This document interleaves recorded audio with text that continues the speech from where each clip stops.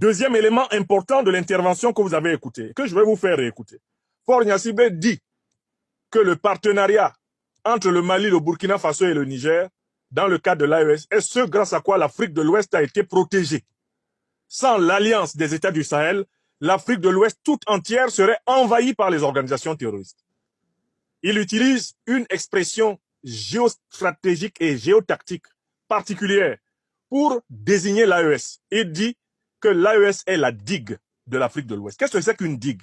Une digue est une tranchée qui est constituée pour empêcher des flots d'un cours d'eau indésirable de déborder et d'envahir une région à protéger.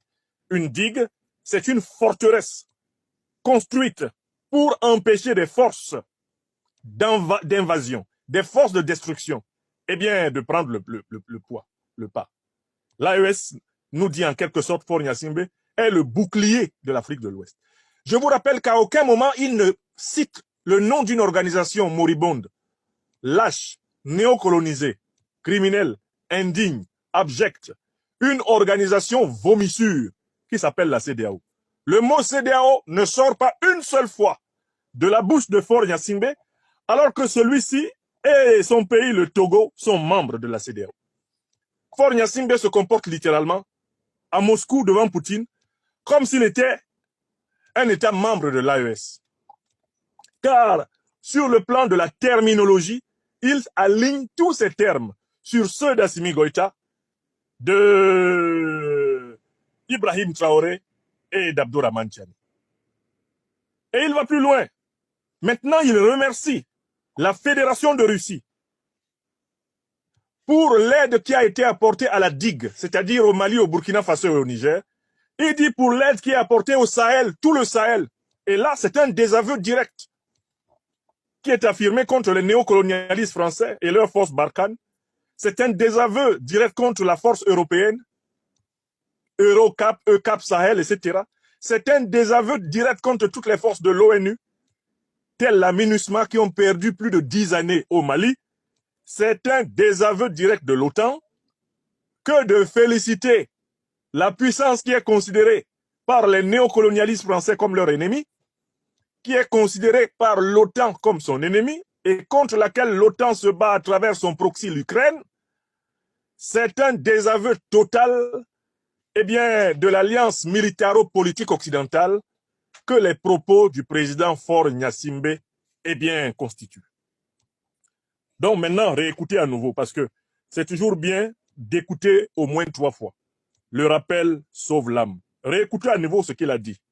Les propos qu'il a tenus sont d'une gravité extrême.